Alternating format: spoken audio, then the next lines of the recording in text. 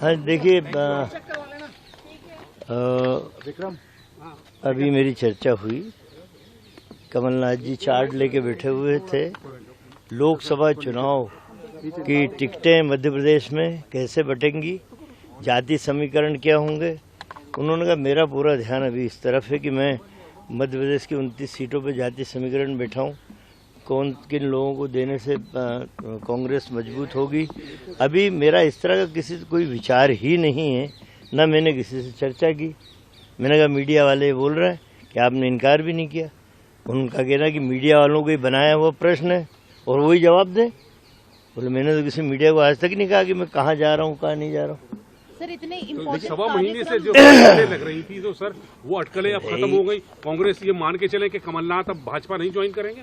नहीं, अब कोई मान के चले ना चले, जब तक जिस व्यक्ति के संदर्भ में बात उठती है वो व्यक्ति जब तक अपने मुंह से कोई शब्द ना कहे तब तक कोई भी कैसे मान सकता, मीडिया हो या आम जनता हो। आपको तो कह दिया ना सर उन्होंने? नहीं, मुझे कोई बात नहीं। अभी तो मैं जब बात की मैंने कि मीडिया ये सवाल उठा रहा तो उन्होंने मीडिया वाला एक भी मेरे सामने लाओ जिसको मैंने कहा हो। मीडिया वाले खुद ही बात उठा रहे हैं और खुद ही जवाब दे रहे हैं। और मैंने मीडिया को कहा कि जब भी कोई इस तरह का मसला होगा सबसे पहले मैं किसी और को बताए बिना मैं आपको बताऊंगा। और इस तरह के निर्णय सामूहिक निर्णय होते हैं, कोई इस तरह का निर्णय। और मैं एक लंबे समय से नेहरू गांधी परिवार, वो हमारे पारिवारिक रिश्ते हैं, राजनीतिक रिश्ते नहीं है। ये तो बनाया हुआ प्रश्न। मैंने उनसे यही बोला कि मीडिया में जाऊंगा तो यही पूछेगी कि ये प्रश्न उठ रहा है।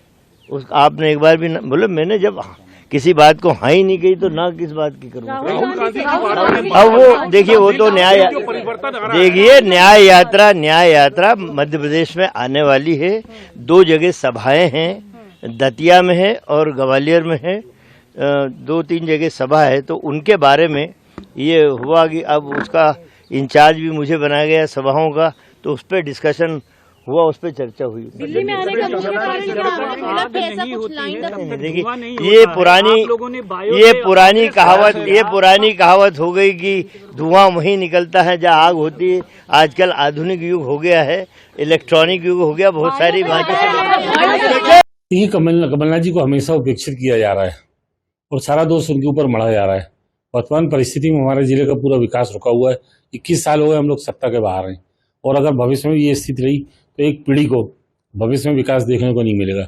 जनता चाहती कमलनाथ जी भाजपा में जाएं, उनके माध्यम से छिंदवाड़ा जिले का विकास और काम हो।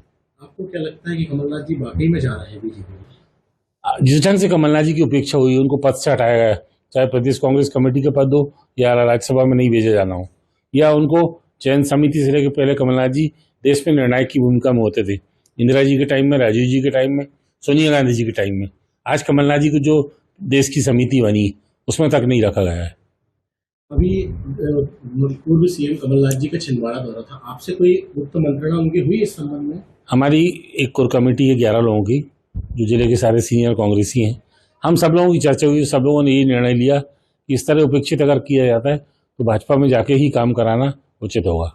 तो कितने विधायक जा सकते हैं कमलनाथ जी? अगर ये दल विदल वाला मामला नहीं आया या टिकट मिलने की गारंटी होती तो मैक्सिमम लोग जा सकते हैं। आप जाएंगे? मैं भी जाऊंगा।